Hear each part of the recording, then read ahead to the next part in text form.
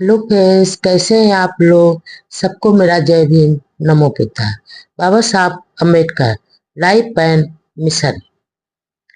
देश की एकता के लिए हिंदी को राष्ट्रभाषा बनाने की हिमायत। 14 अक्टूबर 1948 को भाषाई राज्यों की मांग पर विचार करने के लिए बने एक आयोग के समक्ष प्रस्तुत किए गए अपने ज्ञापन में कहा, भाषाई राज्य बनाने में कोई खतरा नहीं है। खतरा तो भाषा की राज्य बनाकर हर राज्य की सरकारी राजभाषा बनाने में है। किसी प्रांत की भाषा को राजभाषा बनाने का प्रांतीय राष्ट्रवाद बन जाएगा। हर राज्य की सरकारी राजसभा प्रांतीय भाषा होने पर भारत एक संघ रहने की बजाय यूरोप की तरह टुकड़ों में बंट जाएगा। इसलिए सभी राज्यों की हिंदी राष्ट्रभाषा राज व्यवहार की भाषा के रूप में स्वीकार की जाए। अपने ज्ञापन में उन्होंने अपने ढेर सारे तर्कों के आधार पर यह मांग की कि बम्बई शहर को महाराष्ट्र में मिलाया जाना चाहिए। इससे महाराष्ट्र मजबूत होगा। उन्होंने कलकत्ता शहर का उदाहरण देते हुए कहा कि कलकत्ता का व्यापार उद्योग सभी गैर बंगालियों के कब्जे में है और बंगाली तो अल्पसंख्यक है, लेकिन कलकत्ता बंगाल का हिस्सा और होना भी चाहिए। इसलिए बम्बई को भी महाराष्ट्र में मिलाया जाना चाहिए। आर्थिक प्रगति के साथ राजनीतिक सत्ता पर काबिज होने का आह्वान।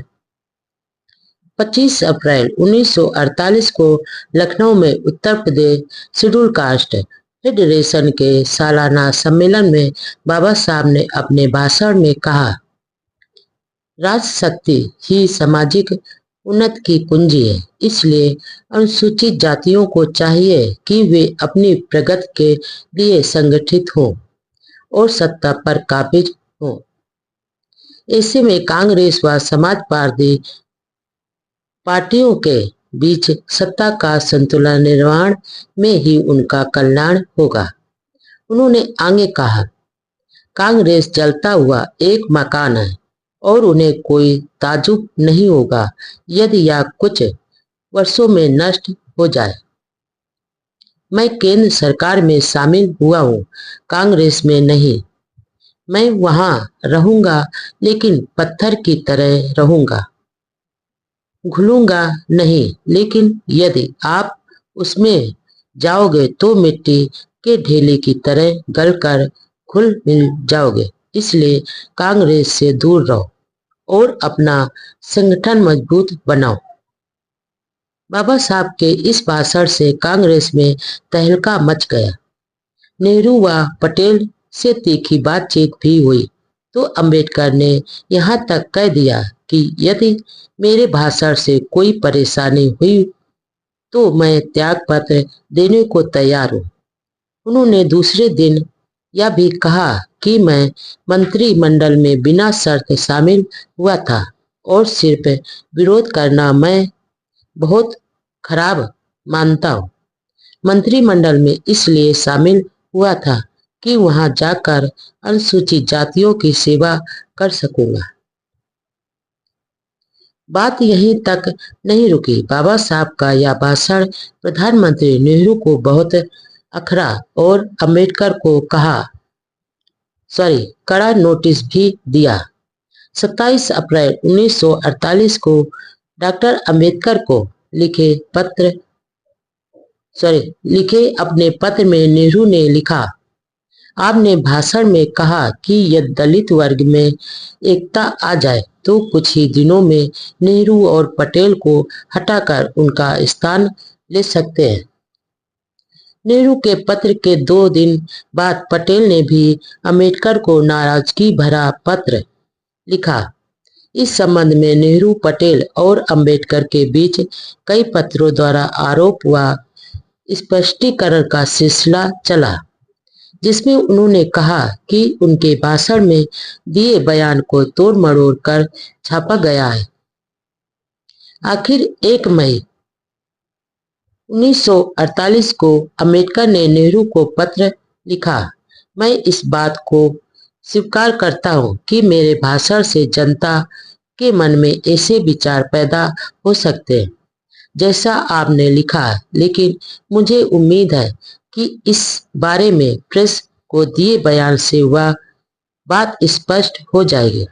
यदि आप समझते हैं कि मेरे प्रेस स्टेटमेंट के बावजूद आपकी या कांग्रेस की दशा खराब हुई है, तो इस परेशानी को दूर करने का एक ही तरीका है कि मैं वित्त मंत्री पद से त्याग पत्र दे दूं।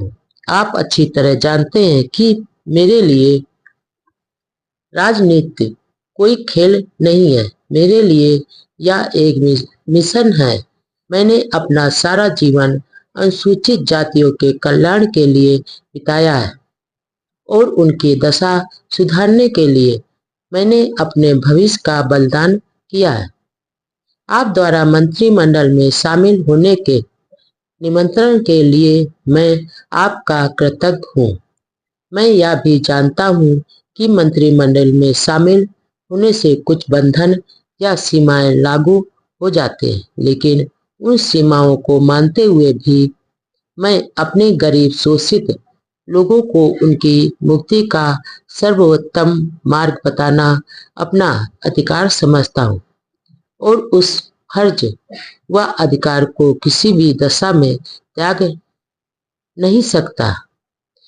डॉक्टर अम्बेडकर के इस जवाब को पढ़कर नेहरू व पटेल दोनों संतुष्ट व चुप हो गए और मामला आगे नहीं बढ़ा। विवाह का दिन तय हो जाने पर डॉक्टर शारदा कबीर अपने भाई के साथ हवाई जहाज द्वारा बम्बई से दिल्ली पहुंचे। 15 अप्रैल 1948 को सुबह बाबा साहब के निवास हार्डिंग एन्यू में गिने चुने 16 मित्रों की मौजूदगी में डॉक्टर अम्बेडकर व डॉक्टर शारदा कबीर का विवाह संपन्न हुआ। उस समय बाबा साहब की उम्र 56 वर्ष व डॉक्टर शारदा 40 वर्ष की थी। यह विवाह सिविल मैरिज के नियमानुसार संपन्न हुआ। विवाह के बाद डॉक्टर शारदा कबीर का नाम डॉक्टर सविता अम्बेडकर रखा गया। विवाह के बाद बाबा साहब ने दोपहर को एक छोटी दावत दी। विवाह के बारे में न्यूयॉर्क टाइम्स अखबार ने लिखा कि किसी बड़ी रियासत के राजा महाराजा की किसी साधारण महिला के साथ विवाह से भी कई गुना ज्यादा महत्वपूर्ण व विशेष यह विवाह था। विवाह तो हो गया, दिन महीने और साल बीते, लेकिन डॉक्टर अम्बेडकर ने विवाह के बाद जैसे पारिवारिक, सामाजिक व वैचारिक उद्देश्यों के सपने सजोए थे, वे पूरे नहीं हो पाए। उनके सहयोगियों व मित्रों का कहना था कि इस विवाह के बाद बाबा साहब को मानसिक परेशानियों और पारिवारिक अशांति का दर्द झेलना पड़ा। उन्होंने सोचा था कि शादी के बाद डॉक्टर सविता उनकी देखभाल के साथ आदर्श पत्नी बनेगी, उनके सामाजिक आंदोलनों की भागीदार बनेगी, परिवार के सदस्यों के अलावा घर पर आने वाले गरीबों व सामाजिक कार्यकर्ताओं का भी आदर सत्कार करेगी। लेकिन ऐसा होने की बजाय इसका ठीक उल्टा घटित हो गया। सामान्यतः बाबा साहब पारिवारिक अशांति का न कहीं जिक्र करते थे और न ही चेहरे पर ऐसे भाव प्रकट होने देते थे, लेकिन उनके मित्र, रात दिन साथ रहने वालों, नौकर, निजी सचिव व परिवार के सदस्य तो अंदर की सारी बातें अच्छी तरह जानते थे। यह सब देखकर सभी लोग बहुत दुखी रहते थे। सभी का कहना था कि डॉक्टर सविता ने बाबा साहब की विश्व प्रसिद्धि ख्याति मंत्री पद, सुख सुविधाएं आदि देखकर शादी की थी, ताकि स्वयं भी उसमें शामिल हो सके। लेकिन बाबा साहब ने जैसा सोचा था वैसा दंपत पारिवारिक व मानसिक सुख देने की बजाय परिवार व कोठी में कलह को बढ़ावा सॉरी कलह को बढ़ाया। दिल्ली स्थित बड़े सरकारी बंगले के परिसर में बने कमरों में स्टाफ के माली, चौकीदार, रसोइया आदि रहते थे। बाबा साहब देर रात तक लिखते पढ़ते रहते थे। उन दिनों उनके पैरों में दर्द भी बहुत रहता था, तो स्टाफ के अलावा कुछ अनुयायी बाहर से आकर बाबा साहब के पैर दबाते थे, दर्द के मारे कराहते थे, तो कुछ लोग गर्म सेक करते थे। वे भी बाबा साहब के साथ रात भर जाकर सेवा करते थे। इसके अलावा सामाजिक व धार्मिक क्षेत्र के लोग व सहयोगी भी आते जाते रहते थे। कहा जाता था कि उनके साथ माई जी यानी माई साहब डॉक्टर सप्ताह का व्यवहार बहुत खराब रहता था। वह कुछ को तो कोठी पर आने की नहीं देती थी। डॉक्टर अंबेडकर के बंगले पर महाराष्ट्र का एक महार गरीब अनाथ लड़का सुदामा भी रहता था। उसकी माता का निधन हो चुका था और पिता ने मरने से पहले बेटे को बाबा साहब को सौंप कर गए थे। उस गरीब मेहनती रसोइये को भी माई जी खूब डांटते थे। बाबा साहब के घर आने वाले मित्रों के साथ भी डॉक्टर सविता का व्यवहार अच्छा नहीं रहता था। बाबा साहब समंजस बैठाने की भरकस कोशिश करते थे, लेकिन दोनों के बीच घनिष्ठता बढ़ने की बजाय दूरियां बढ़ती गई। आखिर गले तक भर जाने के बाद एक दिन बाबा साहब ने डॉक्टर सप्ताह को कह ही दिया, मेरे दफ्तर या संसद में जाने के बाद तुम सारा दिन कार घुमाती रहती और ब्राह्मण अफसर व मंत्रियों के घरों में चक्कर लगाती फिरती हो। तुम यहाँ कुंभ का मेला देखने आई हो या मेरी सेवा करने के लिए? तुमने मेरे साथ वादा किया था कि तुम मेरे अध्यापन व लेखन काम में सहयोग करोगे और किताबों को सही रखोगे। तुमने यह भी वादा किया था कि तुम मेरे खाने पीने की देखभाल करोगे, लेकिन तुम्हें मेरी गैर मौजूदगी में सारा दिन आवारागर्दी से फुर्सत नहीं मिलती। मेरी देखभाल व सेवा का वादा कर बदमाशों ने मेरे साथ बड़ा धोखा किया। तुम्हें ना तो पढ़ने लिखने का शौक है और ना ही मेरी किसी प्रकार की सेवा का समय है। तुम तो यहाँ सिर्फ मौज करने आई हो। मैंने पिछले साल से तुम्हें अच्छी तरह परख लिया है। बाबा साहब के बंगले पर देश भर से सामाजिक, राजनैतिक व धार्मिक क्षेत्र के लोग मिलने आते थे। गरीब अनुयायी भी अपने मसीहा की झलक पाने व प्रणाम करने के लिए बंगले में आते रहते थे। कई लोग बाबा साहब के निरंतर गिरते हुए स्वास्थ्य की चिंता में हालचाल जानने आते थे, लेकिन माई जी कई लोगों को बाबा साहब से मिलने नहीं देती थी। यदि वे जगाते यदि वे जागते होते तो भी सोने की बात कहकर भगा देती थी। स्टाफ के सदस्यों व नौकरों के साथ भी उनका व्यवहार सौंदर्यपूर्ण नहीं था। बाबा साहब को जब इन बातों को बाद में पता चला तो वे डॉक्टर सविता को डांटते हुए भी थे और दुखी भी होते थे, लेकिन क्या करते, यह उनका खुद का फैसला था। फिर वे पढ़ने लिखने में व्यस्त हो जाते थे ताकि तनाव नहीं हो। वे घर की अशांति व दोनों के बीच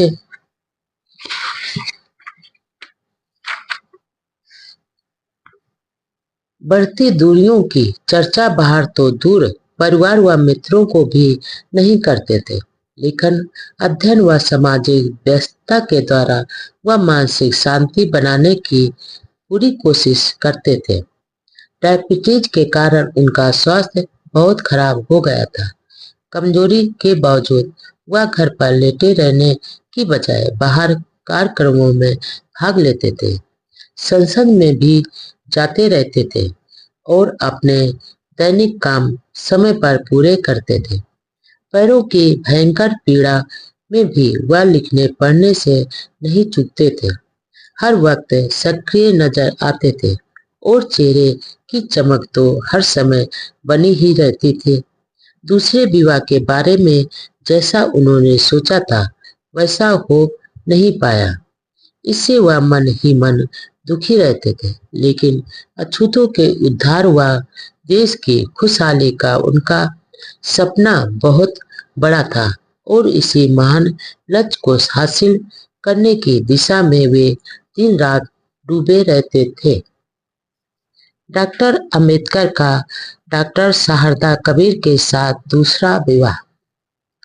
14 अप्रैल 1906 को भीमराव का विवाह रमाबाई से बंबई में हुआ था। बाबा साहब रमाबाई को रामू और रमाबाई बाबा साहब को साहब कहकर पुकारते थे। रमाबाई ने दुख सुख में पूरे परिवार को संभालते हुए बाबा साहब के व्यक्तित्व निर्माण में महान योगदान दिया। बीमारी के कारण 27 मई 1935 को रमाबाई का देहांत हो गया और डॉक्टर अंबेडकर के जीवन में मानो अंधकार छा गया। वह बिल्कुल अकेले पड़ गए। इधर डायबिटीज के कारण उनका शरीर निरंतर कमजोर होता जा रहा था। सामाजिक, राजनीतिक व धार्मिक गतिविधियों में बहुत व्यस्त रहने के कारण वे अपनी सेहत का बिल्कुल ध्यान नहीं रख पा रहे थे। खराब सेहत के बावजूद वह लेखन व अध्ययन का जुनून कम नहीं कर पा रहे थे। इसी दशा में संविधान निर्माण की बड़ी जिम्मेदारी निभाते हुए संविधान की रूपरेखा तैयार की और हिंदू कोड बिल का मजबूत आधार भी बनाया। डायबिटीज के कारण बहुत कमजोरी रहती थी, पैरों में भारी दर्द रहता था, लेकिन उनके चेहरे की चमक कम नहीं होती थी। वे अपनी शारीरिक पीड़ा को जाहिर नहीं करते थे।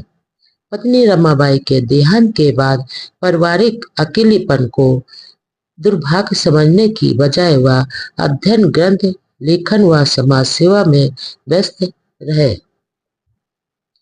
जब डॉक्टर अंबेडकर दिल्ली में रहते थे तो उनके साथ परिवार का कोई सदस्य नहीं रहता था जो उनकी पूरी देखभाल कर सके और रोज इंसुलिन का इंजेक्शन भी लगा सके। पत्नी रमाबाई, सगी बहन व बड़े भाई का भी देहांत हो चुका था। अविवाहित बेटा यशवंत बंबई में रहता था। इसी दशा में दिल्ली में वह नौकरों पर ही निर्भर रहते थे। अपनी बीमारी के लिए वे एलोपैथिक, होम्योपैथिक, आयुर्वेदिक व कई तरह से इलाज करवाते थे, लेकिन कोई खास फर्क नहीं पड़ रहा था और रात को पैरों के दर्द के मारे कराहते रहते थे। कई दिनों तक नींद नहीं आती थी। कोई डॉक्टर इलाज के लिए दांत निकलवाने की सलाह देता था तो कोई वैद्य स्त्री सहवास के लिए शादी की सलाह देता था। एक बार तो ऐसी सलाह पर उन्होंने एक वैद्य को बगले से ही भगा दिया। दिल्ली में उन्होंने काफी इलाज करवाया। इसी दौरान उनके एक मित्र और deputy labour commissioner DG. Jadhav ने बंबई में डॉक्टर मावलंकर से बिजली द्वारा इलाज करवाने की सलाह दी, लेकिन बाबा साहब वहां के लिए तैयार नहीं हुए। आखिर एक दिन उन्हें राजी कर बंबई लाया गया। डॉक्टर मावलंकर की क्लिनिक में डॉक्टर अंबेडकर के चमकीले व मजबूत दांत उखाड़ दिए और सप्ताह भर तक बिजली से इलाज चलता रहा। वहां उनका इलाज तो नहीं हो पाया, लेकिन वहां सेवारत अविवाहित 40 वर्षीय डॉक्टर शारदा कबीर से विवाह करवाने की कुछ व्यक्तियों की साजिश में वह फंस गए। दरअसल बाबा साहब बहुत ही सरल स्वभाव के थे, इसी कारण वह इस जाल में फंस गए। डॉक्टर शारदा कबीर क्लिनिक में ही डॉक्टर थे और डॉक्टर अम्बेडकर की देखभाल व इंसुलिन का इंजेक्शन लगाते थे। डॉक्टर मावलंकर व अन्य ने वह पूरी योजना के साथ डॉक्टर अम्बेडकर के मन में यह बात जचवा दी कि यदि वे किसी डॉक्टर महिला से विवाह कर ले तो सारी समस्याओं का समाधान हो जाएगा, क्योंकि इस उम्र में और ऐसी बीमारी में उनकी पूरी देखभाल जरूरी है। इसके लिए डॉक्टर मावलंकर ने उन्हीं की सहयोगी डॉक्टर शारदा कबीर का नाम सुझाया तो सप्ताह भर से डॉक्टर अम्बेडकर की चिकित्सा व सेवा में थी। स्वयं बाबा साहब भी अपनी बीमारी की पीड़ा में कुंवारी शारदा कबीर की सेवा से प्रभावित हुए थे। दरअसल वहाँ भोजन बाहर से आता था, लेकिन डॉक्टर अम्बेडकर को यह कहा जाता था कि डॉक्टर शारदा खुद यह भोजन तैयार कर डॉक्टर अम्बेडकर के लिए लाती है। बाबा साहब ने विचार किया कि यह मेडिकल सेवा के साथ कुशल गृहिणी भी बन सकती है, जो उनके खान पान का ध्यान रखेगी।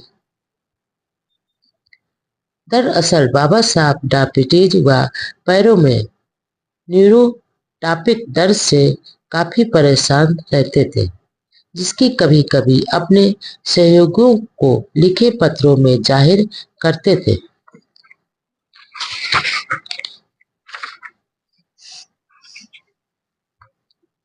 अगस्त 1947 से वे अपने निरंतर गिरते हुए स्वास्थ्य के बारे में बहुत चिंता करते थे। एक पत्र में उन्होंने लिखा कि पिछले 15 दिनों से उन्हें बहुत ही कम नींद आई है। रात होने पर उन्हें बहुत डर लगता है, क्योंकि कुछ दिनों से उन्हें न्यूरोटॉपिक दर्द के कारण बहुत परेशानी होती है। उन्हीं दिनों वह इंसुलिन का इंजेक्शन लगवाते थे, साथ में होम्योपैथिक दवाइयां भी लेते थे, लेकिन कोई असर नहीं हो रहा था। जो अब अच्छा नहीं होता है, उसे सहन करना सीख रहे। जनवरी 1948 के एक पत्र में उन्होंने लिखा कि उनके पैरों में शुरू होने वाला दर्द रात भर रहता है।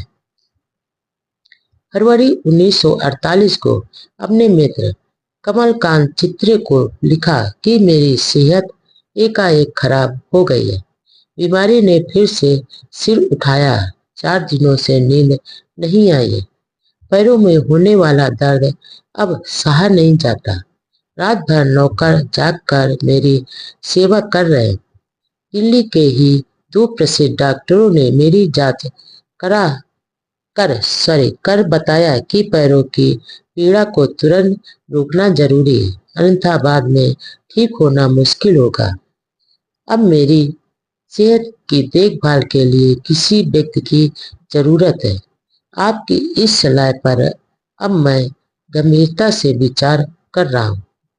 नासिक के भाऊराव गायकवाड़ को भी शादी की इच्छा के बारे में पत्र लिखकर कहा, यशवंत की मां रमाबाई के निधन के बाद मैंने दूसरा विवाह नहीं करने का फैसला लिया था, लेकिन अब देखभाल व स्वास्थ्य कारणों से दूसरा विवाह करने का फैसला लिया है। ऐसी महिला को सुगृहिणी होने के साथ मेडिकल क्षेत्र की भी जानकारी हो, ऐसी पत्नी की जरूरत है। दलित समाज में ऐसी महिला का मिलना संभव नहीं है, इसलिए मैंने सशस्त्र ब्राह्मण महिला को भावी पत्नी के रूप में चुना है। डॉक्टर अम्बेडकर ने मित्र कमलकांत को एक अन्य पत्र में लिखा, मुझे यह बताने में अफसोस हो रहा है कि मेरा एक सहयोगी ही मेरे बेटे यशवंत को भड़काकर यशवंत व डॉक्टर शारदा के बीच मन में कटु विचार पैदा कर रहा है। मुझे इस बात की चिंता है कि विवाह का दिन और आगे बढ़ाने पर लोगों में कई तरह की चर्चाएं होंगी और मेरे विरोधियों को मेरी बदनामी करने का एक मुद्दा मिल जाएगा। इसलिए मैंने 15 अप्रैल को विवाह करने का तय किया है। कमलकांत को इस विवाह अवसर पर दिल्ली में मौजूद रहने का अनुरोध करते हुए डॉक्टर अंबेडकर ने आगे लिखा, मुझे ऐसा नहीं लग रहा है कि समय की जरूरत के अनुसार विवाह का फैसला कर मैं कोई गुनाह कर रहा हूँ। परिवार में मुझसे शिकायत करने के लिए मैंने किसी के लिए कोई अवसर नहीं छोड़ा। बेटे यशवंत को भी नहीं। यशवंत को मैंने आज तक लगभग 30,000 रुपए दिए और लगभग 80,000 रुपए का एक मकान भी दिया है। मेरा विश्वास है कि किसी भी पिता को अपने बेटे के लिए जो भी करना संभव होगा उससे भी ज्यादा मैंने अपने बेटे के लिए किया है। वह महान पुरुष पत्नी रमाबाई के 1935 में निधन के बाद 1947 तक अकेला ही समाज को जागृत करने में लगा रहा। दूसरी शादी के बारे में तो कभी सोचा भी नहीं था। रमाबाई को बिछुड़े 14 साल हो गए थे। बाबा साहब तो अकेले ही पढ़ने लिखने में व्यस्त रहे। कहावत है कि महान लोगों की महान बातें होती हैं। कभी कभी वे भी ऐसा फैसला ले लेते हैं जिसके बारे में एक साधारण जन भी टिप्पणी कर विशेष कर लेता है विरोध कर लेता है। कुछ डॉक्टरों ने सलाह दे रखी थी कि घर में यदि कोई डॉक्टर महिला हो तो उनका जीवन सुखमय कर सकता है। वक्त की मांग के अनुसार उन्हें भी यह बात जच गई और मार्च 1948 में उन्होंने डॉक्टर शारदा कबीर से विवाह करने का तय किया। लेकिन बाबा साहब के मित्रगण व अनुयायी डॉक्टर शारदा से विवाह के पक्ष में नहीं थे। एक तो ब्राह्मण और दूसरा उसकी उम्र भी ढल चुकी थी। उनके बारे में मित्रों की धारणाएं भी पक्ष में नहीं थी। क्लिनिक में उनके द्वारा बाबा साहब की सेवा मन से नहीं थी। इस फैसले से बेटा यशवंत भी नाराज हुआ, लेकिन बाबा साहब ने मन पक्का कर लिया था।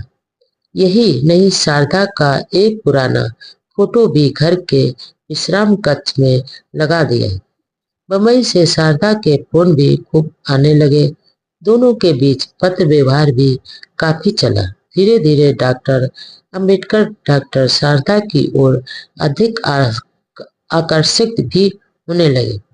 उन्हें आभास हुआ कि उनके शारीरिक कष्ट व पारिवारिक अकेलेपन उसके घर में आने से दूर हो जाएंगे और उनकी पूरी देखभाल होगी। वैसे भी उनकी देखभाल का सवाल बहुत बड़ा था, जो हकीकत भी थी। इसके लिए पहले गायकवाड़ ने सुझाव दिया था कि वे अपनी साली शांता को सेवा के लिए घर में रख सकते। वह पढ़ी लिखी अविवाहित महिला ही महार जात की थी। लेकिन बाबा साहब ने यह कहकर मना कर दिया कि लोग मुझे बदनाम कर देंगे। लोग कहेंगे कि डॉक्टर अंबेडकर ने रखेल को रख लिया है। फिर गायकवाड़ ने उस महिला से शादी करने का प्रस्ताव भी रखा था। इस पर उन्होंने कहा कि वे उस लड़की से कैसे शादी कर सकते जो उन्हें बाबा साहब कहकर सम्मान से संबोधित करती है। डॉक्टर अंबेडकर का विचार सही भी था। आखिर उन्होंने अपने मित्रों को फिर बताया कि डॉक्टर शारदा कबीर से शादी करना ही उनके लिए उचित होगा। उन्हें पक्का भरोसा हो गया कि डॉक्टर शारदा की चिकित्सा देखभाल से वे अपने निरंतर गिरते स्वास्थ्य से उभर जाएंगे। फिर वह खाना बनाने में भी कुशल है। इसलिए एक सुगृहिणी भी साबित हो गई। एक दिन उन्होंने विवाह करने की सहमति के तौर पर एक साड़ी खरीदकर डॉक्टर शारदा को दे भी आए।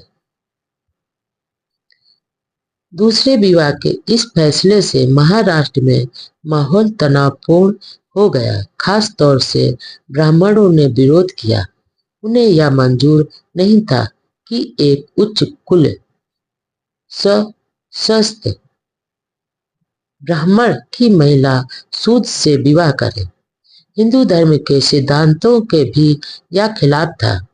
महाराष्ट्र के ब्राह्मणों ने विरोध करते हुए तत्कालीन गृह मंत्री सरदार पटेल को तार भेजकर आग्रह किया कि वे इस अशुभ विवाह को रुकवाएं। इसके अलावा कई संस्थाओं द्वारा गृह मंत्री को इस तरह के तार भिजवाए गए। यही नहीं, विरोधियों ने इस मुद्दे को अखबारों में उछालकर विवाह रुकवाने का प्रयास किया। सरदार पटेल के सामने बड़ी उलझन भरी स्थिति थी, क्योंकि आखिर यह तो व्यक्तियों का निजी मामला था। उन्होंने पत्र द्वारा सारे हालात से अवगत कराते हुए पत्र के आखिर में लिखा, how can I stop such nonsense, यानी मैं ऐसी गैर मतलबी बात को कैसे रोक सकता। देश भर से रूढ़वादी लोगों द्वारा जाति धर्म के आधार पर इस विवाह को रुकवाने के प्रयास सफल नहीं हो पाए। वैसे इससे पहले एक अन्य सुशिक्षित सुशील सुंदर ब्राह्मण महिला ने भी डॉक्टर भीमराव से प्रभावित होकर शादी का प्रस्ताव रखा था, लेकिन अपने मिशन में व्यस्त भीम ने भी नम्रता से मना कर दिया था। लेकिन इस बार देखभाल व सेहत का सवाल सामने था। सेहत खराब, लेकिन संविधान निर्माण में रात दिन एक। बाबा साहब संविधान का प्रारूप तैयार करने काम में लग गए। वैसे तो संविधान ड्राफ्टिंग कमेटी के 7 सदस्य थे। वास्तविकता यह थी, लेकिन भारतीय संविधान का प्रारूप तैयार करने का महत्वपूर्ण और देशभक्ति का यह महान कार्य अकेले डॉक्टर अंबेडकर द्वारा किया गया। अपने निरंतर गिरते स्वास्थ्य की चिंता नहीं करते हुए दिन रात संविधान लिखते के काम में जुटे रहे।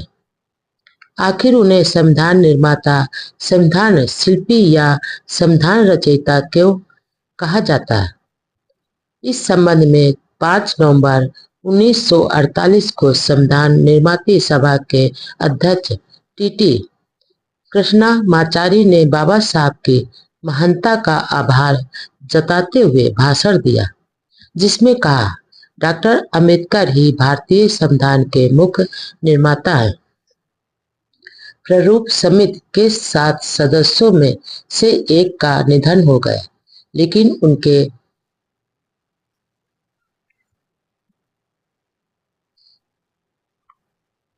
स्थान पर किसी को मनोनीत नहीं किया। एक ने इस्तीफा दे दिया तो वह जगह भर दी गई। एक सदस्य अमेरिका चले गए, उनकी जगह पर भी किसी की नियुक्ति नहीं की गई। एक सदस्य अपने रियासतदारों संबंधी कामकाज में ही व्यस्त रहते थे। उनका स्वास्थ्य बिगड़ने से वह भी उपस्थित नहीं होते थे।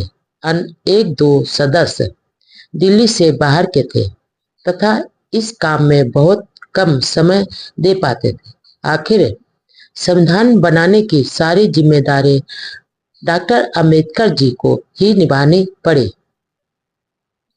कृष्णमाचारी ने अपने भाषण में डॉक्टर अंबेडकर की प्रशंसा में कहा, आखिर संविधान का प्रारूप बनाने का भार डॉक्टर अंबेडकर पर ही पड़ा और हमें उनका आभारी होना चाहिए कि उन्होंने इस कार्य को जिस ढंग से किया वह निश्चित ही प्रशंसनीय है। संविधान सभा की ड्राफ्टिंग कमेटी की कई बैठकों में केवल डॉक्टर अंबेडकर और उनके सेक्रेटरी ही मौजूद होते थे। अन्य कोई नहीं आता था और उन्होंने ही सारा काम संभाला। इससे यह अंदाजा लगाया जा सकता है कि डॉक्टर अंबेडकर को संविधान निर्माण में अकेले ही कितनी मेहनत करनी पड़ी। डॉक्टर अंबेडकर जैसा संविधान चाहते थे, उसकी पूरी रूपरेखा संविधान सभा के सदस्यों को ड्राफ्टिंग कमेटी का अध्यक्ष बनाए जाने से पहले ही ज्ञापन के रूप में दे दी थी। ड्राफ्टिंग कमेटी पर कई तरह के दबाव भी थे, जिसके कारण संविधान में कुछ बातें ऐसी भी डाली गई जिसे अंबेडकर नहीं चाहते थे। ऐसी लोकतंत्र विरोधी बातें भारी दबाव के कारण शामिल करनी पड़ी। पूर्वी व पश्चिमी पाकिस्तान में सांप्रदायिक दंगों में झुलस रहे दलितों की बड़ी चिंता हो रही थी। गरीब जनता बहुत बुरी दशा में फंसी हुई थी। महिलाओं व बच्चों की दशा बहुत खराब थी। उन्होंने दलितों को कहा कि सिर्फ अपने प्राण बचाने के लिए इस्लाम ग्रहण नहीं करें और जिन्होंने कर लिया है उनके साथ यहाँ आने पर पहले की तरह बंधुभाव का व्यवहार किया जाएगा। हालात की गंभीरता को देखते हुए बाबा साहब ने प्रधानमंत्री पंडित नेहरू को पत्र लिखा, जिसमें मांग की कि पाकिस्तान से दलितों को भारत लाने की भारत सरकार तुरंत व्यवस्था करे। उन्होंने प्रधानमंत्री से अनुरोध किया वह इसके लिए महा रेजिमेंट को भिजवाए। आखिर बाबा साहब की मांग पर अमल हुआ और इन सैनिकों ने लगभग लाखों दलित स्त्री पुरुषों को उस खतरनाक हालात में फंसे होने की दशा से छुड़ाकर भारत पहुंचाया। इस प्रकार बहादुर महार रेजिमेंट की वीरता से लाखों निर्दोष लोग बेमौत से बच गए। भारत पाकिस्तान में बंटवारे के साथ सांप्रदायिक हिंसा का वह बहुत ही दर्दनाक समय था। हालात ऐसी हो गई थी कि पंडित नेहरू और सरदार पटेल ने वायसराय लॉर्ड माउंटबेटन को सरकार का कार्यभार संभालने का निवेदन कर दिया। इन दंगों में लगभग 6 लाख लोग मारे गए, 1 करोड़ 30 लाख बेघर हुए। दोनों ओर से हजारों लड़कियों का अपहरण हुआ। जबरदस्ती से धर्म परिवर्तन कर दिया बेच दिया गया। बंटवारे के साथ दोनों ओर गहरे जख्म थे। देश के हालात इतने डरावने थे कि कांग्रेस को अकेले सरकार चलाना आसान नहीं लग रहा था। इसलिए उन्होंने गैर कांग्रेसी नेताओं का सहयोग लेने का फैसला किया। इसके बाद ही पंडित नेहरू ने बाबा साहब से मंत्रिमंडल में शामिल करने की अनुमति चाहिए। इन्हीं दिनों डॉक्टर पी नरसू की लिखी किताब एसेंस ऑफ बुद्धिज्म का तीसरा संस्करण प्रकाशित हुआ, जिसकी प्रस्तावना में अंबेडकर ने लिखा, आज तक प्रकाशित सारे ग्रंथों में यह पुस्तक बौद्ध धर्म पर लिखी गई सर्वोत्तम किताब है। इस दृष्टि से मैं इस ग्रंथ की विशेष सिफारिश करता हूँ। लेखक नरसू प्रसिद्ध समाज सुधारक व मूर्ति पूजा विरोधी थे। 4 जून 1946 को दादर बंबई में शेड्यूल कास्ट फेडरेशन की मीटिंग बुलाई गई, जिसकी अध्यक्षता एन शिवराज ने की। फेडरेशन के कैबिनेट मिशन की सिफारिशों की निंदा की और एक साजिश बताया। बाबा साहब व सभी को यह एहसास हुआ कि पृथक निर्वाचन के बिना दलित समाज के सच्चे प्रतिनिधि विधान परिषद के लिए चुनाव नहीं जीत सके। इसलिए दलितों को अलग निर्वाचन का अधिकार मिलना चाहिए।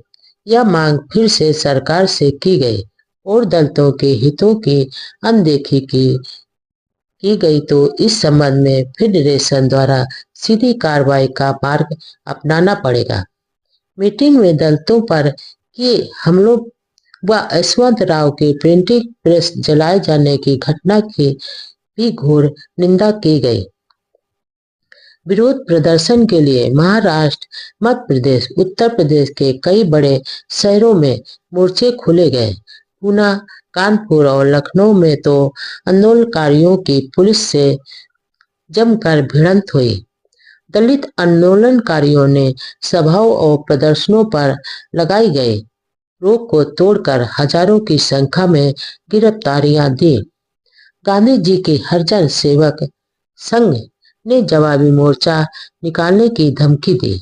स्वयं गांधी जी ने अपने अखबार हरिजन में डॉक्टर अंबेडकर के आंदोलन को निरर्थक बताया। कांग्रेस के नेताओं ने भी डॉक्टर अंबेडकर के शेड्यूल कास्ट फेडरेशन के आंदोलन की खूब आलोचना की, लेकिन इसके बावजूद भी शांतिपूर्ण सत्याग्रह जारी रहा। काम चलाओ सरकार की घोषणा। ब्रिटिश मिशन ब्रिटेन लौट गया। उधर वायसराय को कैबिनेट मिशन के लिए फैसलों के अनुसार अस्थायी काम चलाओ सरकार का गठन करना था।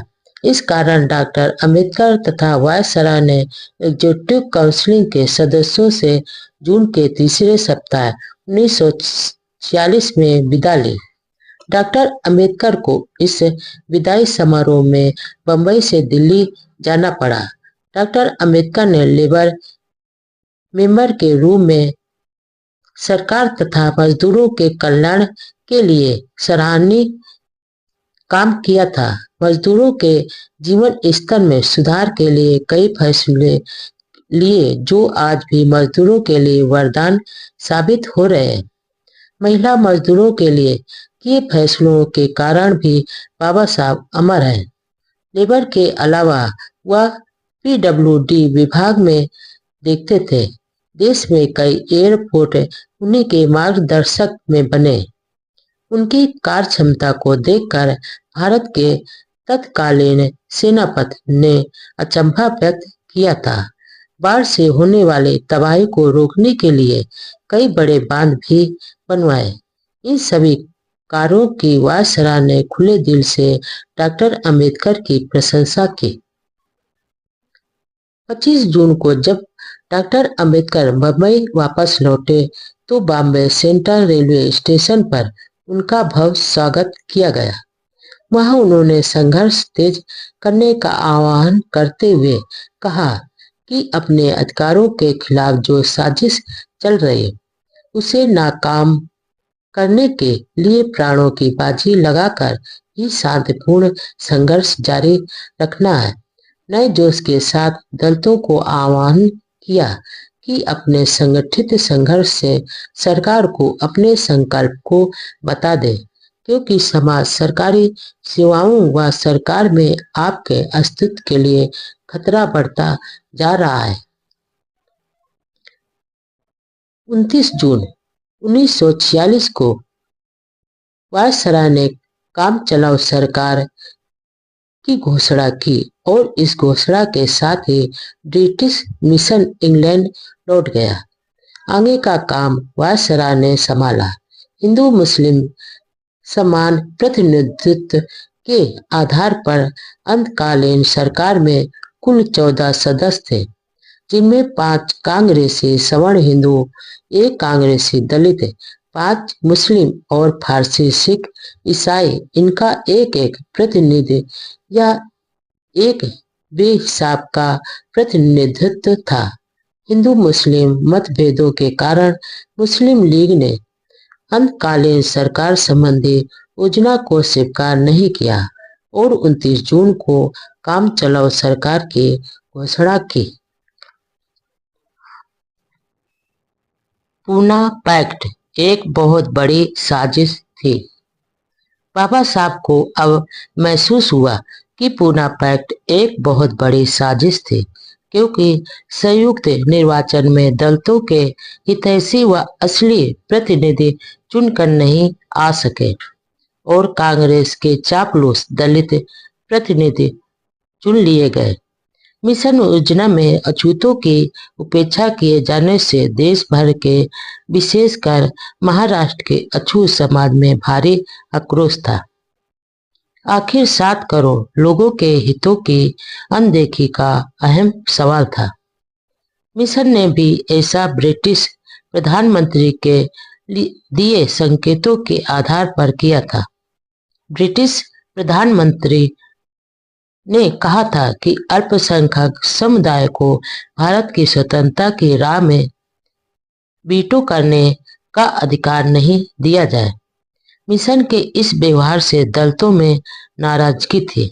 बंबई के अछूत समाज ने 7 जुलाई 1946 को मिशन योजना के प्रति विरोध करने के लिए एक जुलूस निकाला। जुलूस काओसजी जहांगीर हाल की तरफ जा रहा था। वहां अखिल भारतीय कांग्रेस कमेटी की बैठक हो रही थी। प्रदर्शनकारियों ने हाल की ओर जाने वाले कांग्रेस नेताओं को काले झंडे दिखाकर व नारे लगाकर अपना विरोध प्रकट किया। पुलिस ने जुलूस को हाल के पास पहुंचने से पहले रोक दिया। जब उनसे कहा कि कल गांधी जी अछूत नेताओं से मिलेंगे, तब जुलूस पास के मैदान में सभा में बदल गया। बाबा साहब गायकवाड़, बापू साहब राजभोज आदि नेताओं ने अपने भाषणों में मिशन योजना, कांग्रेस की नीति तथा सरकार द्वारा अछूतों की उपेक्षा की आलोचना की। शेड्यूल कास्ट फेडरेशन के आह्वान पर 15 जुलाई 1946 को काउंसिलिंग हॉल और पूना के सेक्रेटेरिएट से आधा मील इर्द गिर्द सभा बंदी के कानून को तोड़कर दलितों के प्रतिनिधित्व को बार बार नकारा था। इस सत्याग्रह के फलस्वरूप सरकार ने 12 दिनों के बाद ही असेंबली का अधिवेशन स्थगित कर दिया। इन 12 दिनों में 1150 सत्याग्रही गिरफ्तार किए गए, जिनमें 128 महिलाएं थीं। इन सबका 15 दिन से लेकर 3 महीने तक की सजाएं दी गई। इस सत्याग्रह के बाद सरदार पटेल व अंबेडकर मुलाकात हुई, लेकिन कोई समझौता नहीं हो सका। कांग्रेस के वे हरिजन नेता जिन्होंने अंबेडकर के संघर्ष की बदौलत लाभ उठाया, वे अंबेडकर व उनके आंदोलन के खिलाफ बोल रहे थे।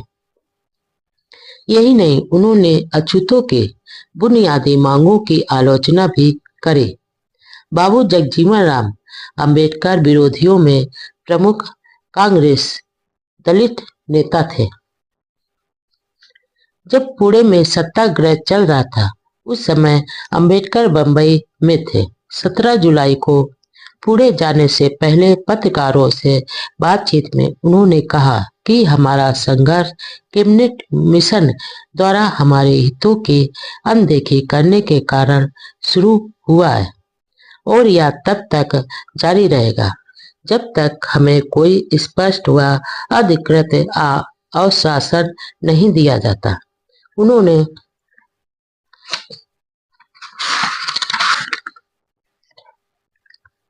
यह भी कहा कि यह जरूरी नहीं है कि हर युद्ध में सेनापति सेना के साथ रहे ही, अवसर आने पर वह भी गिरफ्तारी दे सकते हैं। कांग्रेस तो अंबेडकर के इस कदम तो सरासर गलत बता रहे थे। हरिजन सेवक संघ ने भी अंबेडकर के आंदोलन और लखनऊ में भी शांतिपूर्ण सत्याग्रह शुरू कर दिए गए। संविधान निर्माते सभा में पहुंचे अंबेडकर। कैबिनेट मिशन की योजना के अनुसार प्रादेशिक विधानसभा द्वारा चुने हुए प्रतिनिधि सदस्यों द्वारा संविधान निर्माती सभा का गठन होना था। इसके लिए सदस्यों का चुनाव शुरू हो गए। बाबा साहब ने अपना नॉमिनेशन पेपर बंगाल विधान परिषद से दाखिल किया। बंगाल विधान परिषद में कुल 60 प्रतिनिधियों का चुनाव करना था। इनमें 27 समान वर्ग यानी हिंदू और 33 मुस्लिम प्रतिनिधियों का चुनाव करना था। कैबिनेट मिशन द्वारा मुस्लिमों को तो अलग प्रतिनिधित्व दिया, लेकिन अनुसूचित जातियों को हिंदू के साथ जोड़ दिया। 17 जुलाई 1946 को बंगाल विधान परिषद द्वारा संविधान सभा के लिए अपने प्रतिनिधियों का चुनाव करना था। उससे कई दिन पहले बाबा साहब कलकत्ता पहुंच चुके थे। उन दिनों पंजाब के चर्मकार समुदाय के हजारों लोग कलकत्ता में लेदर बिजनेस करते थे, जिनमें काफी लोग आर्थिक दृष्टि से सुदृढ़ स्थिति में थे। वे बाबा साहब के प्रति बहुत सम्मान प्रकट करते थे, इसलिए वे भी बंगाल के दलितों के साथ बाबा साहब को बंगाल से जिताने में जुट गए। बाबा साहब ने वहां कलकत्ता में कई स्थानों पर समाज, राष्ट्र हित व गरीबों के हित में भाषण दिए। कलकत्ता शहर के तिल जिला रोड पर गुरु रविदास मंदिर के प्रांगण में लगातार 2 घंटे तक बहुत प्रभावशाली भाषण दिया। वहां उनको रुपयों की थैली भी भेंट की गई। पंजाबी और बंगाली दलितों के संयुक्त मोर्चे ने तय कर लिया था कि बाबा साहब को हर हालत में जिताकर संविधान सभा में भेजना है। गरीब दलित आर्थिक रूप से कोई सहायता नहीं कर पा रहे थे, लेकिन प्रचार के लिए मन से लगे रहते थे। सभी को मालूम था कि बाबा साहब को संविधान सभा में नहीं घुसने देने की साजिश चल रही। ऐसे में उन्हें जिताने के लिए कड़ी मेहनत करनी है।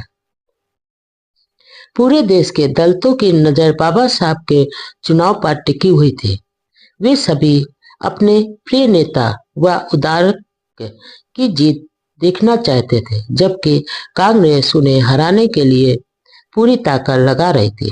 बाबा साहब को बंगाल विधानसभा के एंग्लो इंडियन सदस्यों से समर्थन प्राप्त होने की आशा थी, लेकिन उन्होंने अपनी मांग के अनुसार संविधान सभा में प्रतिनिधि नहीं लेने पर विरोध के रूप में एंग्लो इंडियन विधायकों ने चुनाव का बहिष्कार किया था। इस तरह कांग्रेस ने बाबा साहब की जीत में रोड़ा अटका दिया। आखिर चुनाव का दिन आया। बंगाल विधानसभा परिषद भवन के पास हजारों दलित पहुंच गए। पुलिस का घेरा तोड़कर लाठी गोली की चिंता किए बिना भवन तक पहुंच गए। प्रदर्शनकारी भीड़ अंबेडकर जिंदाबाद के गगनभेदी नारे लगा रहे थे। पंजाब के एक युवा दलित ने तो चेतावनी तक दे दी थी कि यदि हमारे बाबा साहब को हराने की साजिश सफल हो गई तो बहुत बुरा हो जाएगा। बंगाल में इस चुनाव की कमान जोगेंद्र नाथ मंडल ने संभाल रखी थी और इस दिन आंदोलन का नेतृत्व भी वही कर रहे थे। दरअसल मंडल ने ही बाबा साहब को आग्रह किया था कि वह बंगाल विधानसभा से चुनाव लड़े और अंबेडकर ने हाँ कर दी। इसके लिए जोगेंद्र नाथ मंडल का बहुत बड़ा योगदान था। बंगाल से जीत बाबा साहब की झोली में थी। आखिर 20 जुलाई को चुनाव का नतीजा आ ही गया और दलितों की एकता व मेहनत रंग लाई। बाबा साहब न सिर्फ जीते बल्कि पूरे देश में निर्दलीय उम्मीदवारों में उनको सबसे ज्यादा वोट मिले। यहाँ तक कि बंगाल अधिकृत कांग्रेस के एक बड़े नेता शरत चंद्र बोस से भी बाबा साहब को अधिक वोट मिले।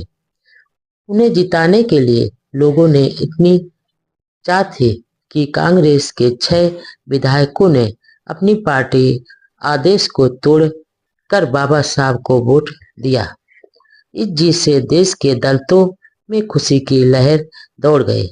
कलकत्ता शहर में जीत के जश्न में बड़ा जुलूस निकाला। इस जीत के साथ निराशा के माहौल में फिर से आशा की किरण जागी।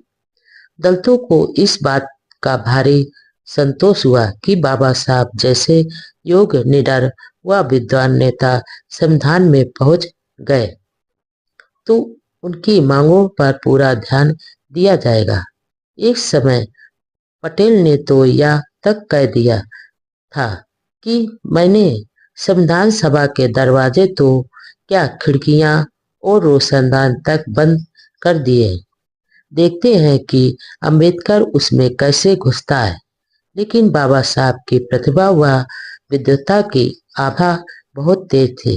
वे अपनी योग्यता के आधार पर चुनकर आए थे। पूना पैक्ट पर हस्ताक्षर करने वाले डॉक्टर अंबेडकर सीधे रास्ते से विधानसभा परिषद में आ नहीं सके और बंगाल जाना पड़ा। जब गांधी जी को मालूम हुआ कि अंबेडकर यूरोपियनों के वोट से चुने जाकर विधान परिषद में आ जाएंगे तो उन्होंने यह अड़ंगा लगा दिया कि बंगाल असेंबली के यूरोपियन सदस्यों को अपने वोट देने का अधिकार नहीं है। तो बाबा साहब बंगाल की विधानसभा में जोगेंद्र नाथ मंडल और मुस्लिम लीग की सहायता से विधानसभा में पहुंचे।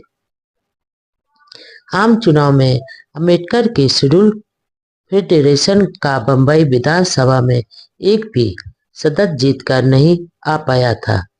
इसलिए बंगाल विधानसभा के दलित वर्ग के प्रतिनिधियों ने संविधान सभा के लिए डॉक्टर अंबेडकर का नाम प्रस्तावित किया। पीपुल एजुकेशन सोसाइटी द्वारा शिक्षा की अलग जगाई। बाबा साहब चारों ओर से अपने विरोधियों से घिरे हुए थे।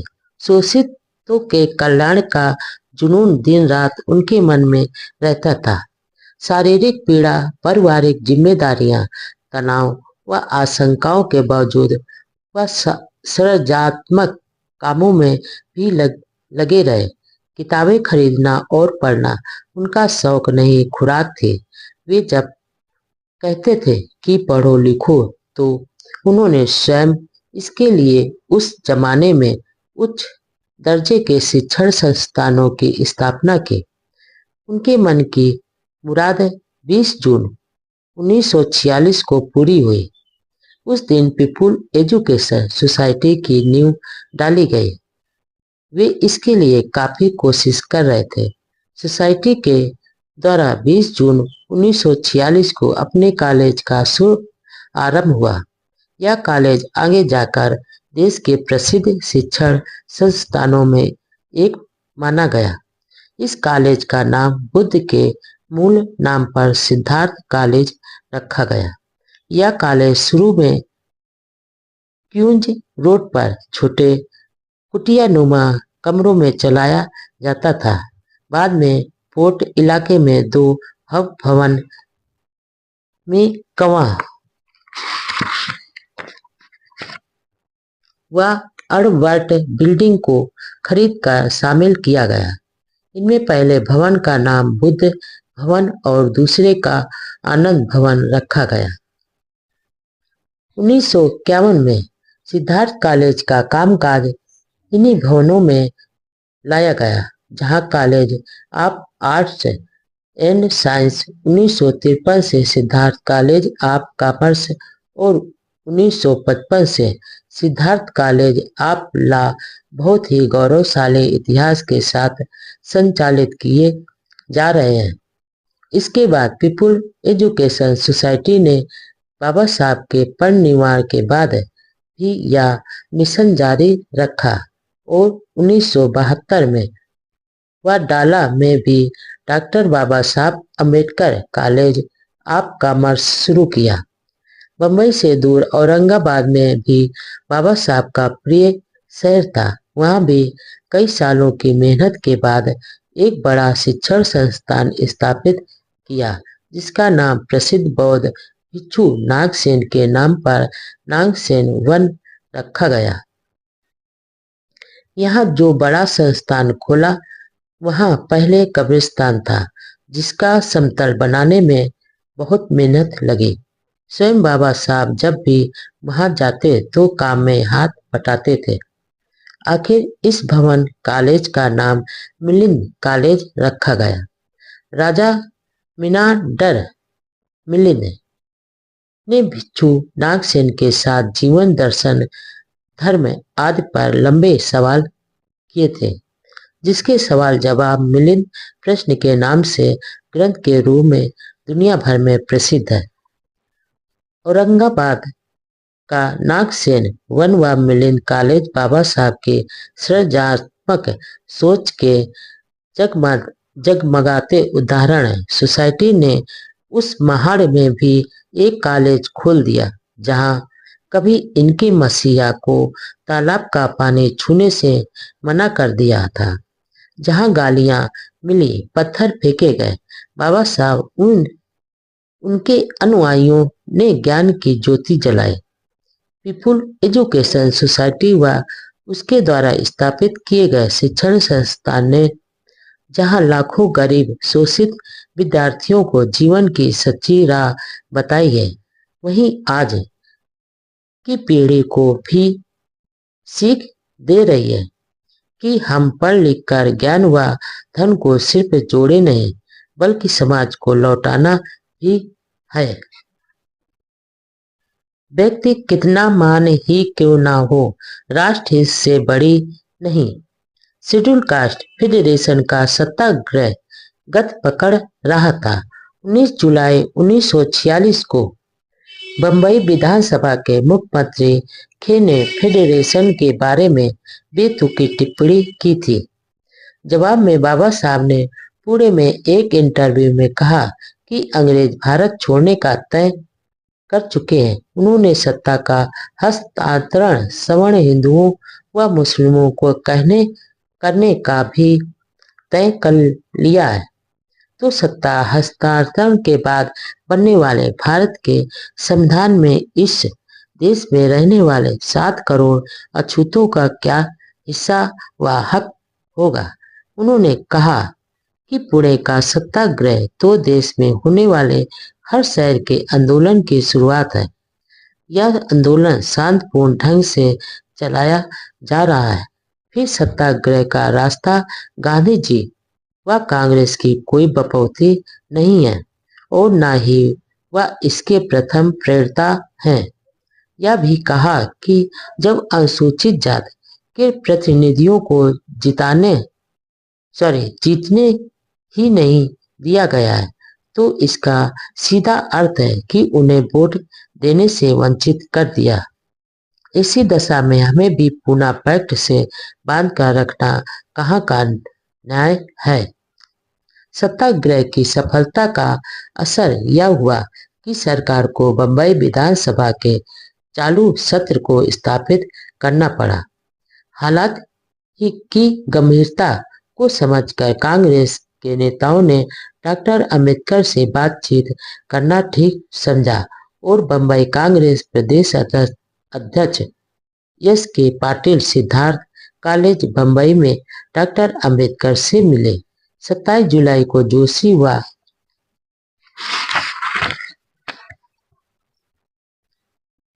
पाटिल डॉक्टर अंबेडकर को साथ लेकर पटेल से मिलाने भी ले गए। सरदार पटेल से पुणे में सत्याग्रह व अनुसूचित जातियों के प्रतिनिधित्व के संबंध में लंबी बातचीत हुई, लेकिन इस बातचीत का कोई खास नतीजा नहीं निकला। कांग्रेस के व्यवहार के खिलाफ 8 अगस्त को अनुसूचित जाति के प्रतिनिधियों का एक मोर्चा वर्धा में भी निकाला गया, जहां अखिल भारतीय कांग्रेस कमेटी की बैठक होने जा रही थी। कुछ दिनों बाद डॉक्टर अंबेडकर ने सरदार पटेल को एक पत्र लिखा, जिसमें उन्होंने लिखा कि मेरे विचार में व्यक्ति चाहे कितना ही महान क्यों न हो, उसका हित समय राष्ट्र हित से बड़ा नहीं होता है और कोई भी व्यक्ति कांग्रेसी हुए बिना भी महान राष्ट्रवादी हो सकता है। इस दृष्टि से वह किसी भी कांग्रेसी से बेहतर राष्ट्रवादी है। उधर मुस्लिम लीग ने 29 जुलाई को मिशन के दीर्घकालीन और अंतकालीन दोनों प्रस्तावों को नामंजूर कर दिया और पूर्ण पाकिस्तान की मांग की। इस मांग के अनुसार मुस्लिम लीग ने 16 अगस्त 1946 को खुला संघर्ष दिवस बनाकर नो आरोवाली में मुसलमानों ने सवर्ण हिंदुओं व अछूतों के साथ बहुत बुरा व्यवहार किया। भारत के कई भागों में हुए सांप्रदायिक दंगों में सैकड़ों लोग मारे गए। अम्बेडकर के आक्रोश की लाखों वजह थी। जब मुस्लिम लीग ने मिशन योजना को अस्वीकार कर दिया तो वायसराय ने कांग्रेस को अंतरिम सरकार बनाने के लिए बिना शर्त आमंत्रित किया। 24 अगस्त को अंतरिम सरकार के 14 सदस्यों के नामों की घोषणा की गई, जिसमें दलित वर्ग के सदस्य के रूप में जगजीवन राम का नाम था। उस समय डॉक्टर अम्बेडकर फेडरेशन की पूना में हो रही मीटिंग में थे। उन्होंने जल्दी ही ब्रिटिश प्रधानमंत्री इटली को टेलीग्राम भेजकर मांग की कि केंद्रीय सरकार में कम से कम 2 सीटें अछूतों को मिलनी चाहिए। कांग्रेस द्वारा बनाए मंत्रिमंडल में सिर्फ एक व्यक्ति को लेना दलितों के साथ सरासर अन्याय था। डॉक्टर अम्बेडकर शुरू से ही दलितों के प्रतिनिधि के रूप में आगे थे और योग भी थे। अब उन्हें नकारना एक तरह से अपमान ही था। मंत्रिमंडल में नेहरू, पटेल, राजेंद्र प्रसाद, आसिफ अली, राजगोपालाचारी, शरत चंद्र बोस, जान मथाई, बलदेव सिंह, सफाउत अहमद खां, अली जाहिर सिंह, एच भाभा और जगजीवन राम थे। 2 सितंबर को मंत्रिमंडल ने कार्यभार संभाल लिया। मुस्लिम लीग ने पहले तो अंतरिम सरकार में शामिल होने से मना कर दिया, लेकिन उसे लगा कि सत्ता पर पूरी तरह से कांग्रेस ही आसीन हो जाएगी तो बाद में सरकार में शामिल होने के लिए राजी हो गई। मुस्लिम लीग ने अपने कोटे के 5 सदस्यों में लियाकत अली खां, चुंदरी गर, अनवर, रब निस्तर, गजफ्फर अली खां के अलावा पिछड़े वर्ग के जोगेंद्र नाथ मंडल को भी शामिल किया। इस प्रकार अंतरिम सरकार में दलितों को 2 स्थान मिले। कांग्रेस को अपने कोटे के सदस्यों में एक कांग्रेसी मुस्लिम शामिल करने का जवाब देने के उद्देश्य से ही लीग ने जोगेंद्र नाथ मंडल को लीग के सदस्यों में स्थान दिया था। लेकिन यह बात जब गांधी जी, कांग्रेस व हिंदू समाज सभी को बहुत अखरी।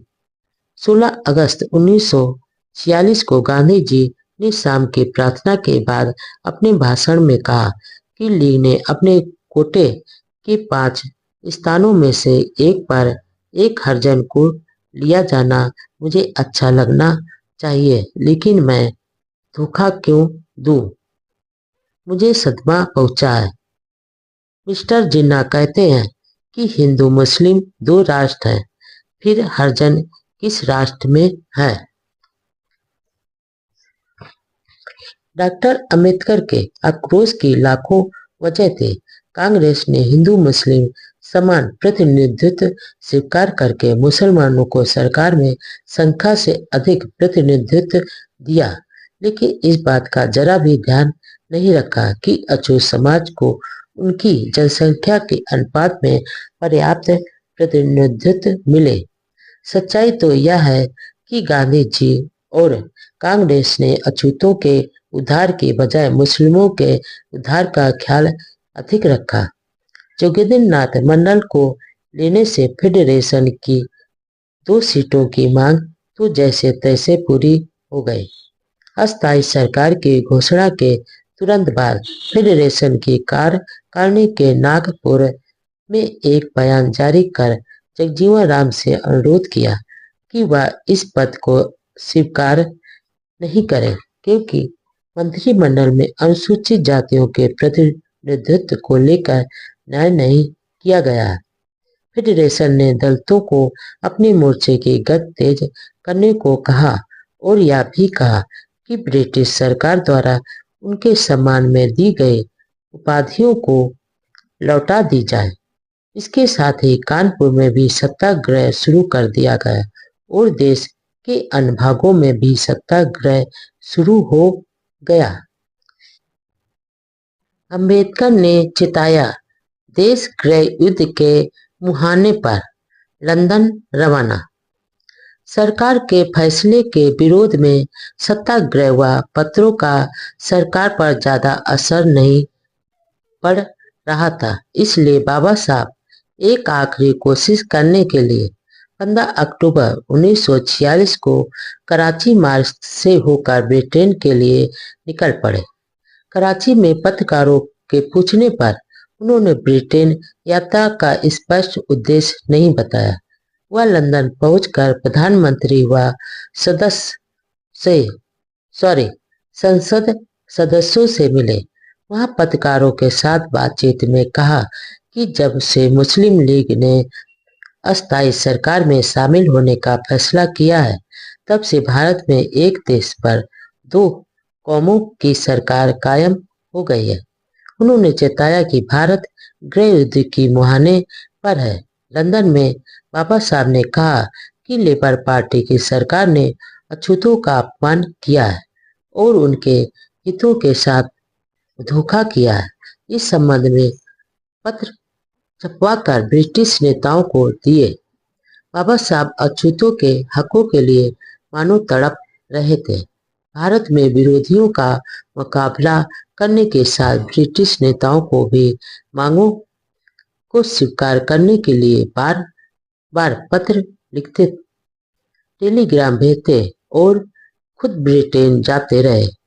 उनकी तो एक ही दिशा थी, अछूतों को अब मानवीय हक मिले और इन हकों को हासिल करने के लिए पहाड़ जैसी मुश्किलों से भी जूझ रहे थे। वह बहुत ही कठिन दौर था। इधर 26 अक्टूबर 1946 को शेड्यूल कास्ट फेडरेशन की कार्य समिति के एक सदस्य जोगेंद्र नाथ मंडल को अंतरिम सरकार में कानून मंत्री बनाकर कांग्रेस ने टेढ़ी चाल चली। इससे दलितों के उचित प्रतिनिधित्व की मांग फीकी पड़ गई। 30 अक्टूबर 1946 को डॉक्टर अम्बेडकर ब्रिटिश नेताओं से मिले। प्रधानमंत्री इटली और सेक्रेटरी ऑफ स्टेट से मिलकर पूरी बात बताई। वह चर्चिल व सेमुअल होरे से भी मिले। 5 नवंबर को कंजर्वेटिव पार्टी के सदस्यों की भारत कमेटी को हाउस ऑफ कॉमन्स में संबोधित किया। मौखिक रूप से तो ब्रिटिश नेताओं ने अम्बेडकर की मांगों के साथ खूब सहानुभूति जताई, लेकिन व्यवहारिक रूप में कुछ मदद नहीं कर सके। लेबर पार्टी के सदस्यों की अछूतों की समस्याओं के बारे में कोई रुचि नहीं थी। जातीय समस्या पर फिर से चर्चा करना उन्हें मुश्किल लग रहा था। कैबिनेट मिशन ने पहले ही लंदन जाकर कह दिया था कि अछूतों का प्रतिनिधित्व तो कांग्रेस करती है, इसलिए प्रधानमंत्री ने भी घोषणा ऐसी ही की थी कि वायसराय की काउंसिल में 14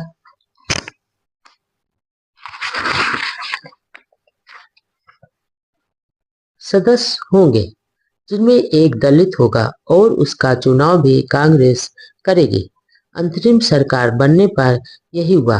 कांग्रेस ने जगजीवन राम को चुन लिया। बाबा साहब की लंदन यात्रा व्यर्थ गई। प्रधानमंत्री के नुमाइंदों ने डॉक्टर अम्बेडकर को कहा कि कांग्रेस जो कर रही है वह सही है और सलाह दी कि आप अछूतों के अधिकारों के लिए अब प्रांतीय विधानसभाओं में कोशिश करो। निराशा के साथ बाबा साहब वापस भारत आ गए। बाबा साहब की राय के हर मोड़ पर कांटे ही कांटे बिछे हुए थे। राजनीतिक विशेषज्ञों का कहना है कि एकाएक सारा राजनीतिक दृश्य बदल कैसे गया। मुस्लिम लीग भी अंतरिम सरकार में शामिल हो गई। अंतरिम सरकार से ब्रिटेन भी राजी था। दरअसल दिल्ली में सेठ बिल्डा रोज प्रार्थना सभाएं आयोजित करवाते थे, जिसमें गांधी जी विराजते थे, और उन प्रार्थना सभाओं में सर स्टेफर्ड क्रिप्स, लॉर्ड पैथिकला, रेस एलेक्जेंडर आदि बड़े ब्रिटिश राजनयिकों को आमंत्रित कर उन्हें प्रभावित करने की जो कोशिश की गई वह सफल हुई, और जो गांधी जी व कांग्रेस चाहते थे वही हुआ। कैबिनेट मिशन ने ब्रिटेन जाकर प्रधानमंत्री को यही कहा कि अछूतों के प्रतिनिधित्व तो कांग्रेस व गांधी ही है, और बाद में जो खेल खेला गया वह जग जाहिर है। बाबा साहब की राय के हर मोड़ पर कांटे ही कांटे बिछे हुए थे। पहाड़ जैसी पीड़ा थी, लेकिन वह मशाल लिए रात दिन कटीले उबड़ खाबड़ पथरीले विकट रास्तों में भी हिम्मत व हौसले के साथ चल रहे थे। उनकी मुश्किलों के बारे में सिर्फ कल्पना ही की जा सकती है। लेखन द्वारा सृजन करने वाला व विचारक व चिंतक घोर निराशा के माहौल में भी कलम को चलाता रहा और ऐतिहासिक रचनाएं लिखी। कलम को उन्होंने कभी नहीं रोका और किताबों के पन्नों को हमेशा खुले ही रखा। इन्हीं दिनों उनकी नई पुस्तक शूद्र कौन प्रकाशित हुई, जिसमें उन्होंने चाटुकार इतिहासकारों के झूठे पुलंदों को नकारते हुए लिखा कि शूद्र कभी देश में शासक थे। वे दास व दस्यु लोग के थे और ब्राह्मणों के साथ हुए युद्ध में साजिश के द्वारा हराकर शूद्र बना दिया गया। ब्राह्मणों ने ऐसे क्षत्रिय योद्धा शासकों को पवित्र पहनावे से इनकार कर शूद्र के नाम से चौथे वर्ण में पटक दिया, जिसका पहले कोई अस्तित्व ही नहीं था। शूद्र वर्ण में डालकर सिर्फ सेवा करने का काम सौंप कर भयंकर शोषण किया। यह किताब उन्होंने अपने गुरु ज्योतिबा फूले को समर्पित की। बंबई बंबई लौटने पर एक अखबार के साथ इंटरव्यू में कहा कि अब यह आशा करना व्यर्थ है कि अछूत समाज हिंदू समाज में एक रूप हो जा पाएगा। अंतर जातीय विवाह और एक साथ खान पान से भी समस्या का समाधान नहीं होगा।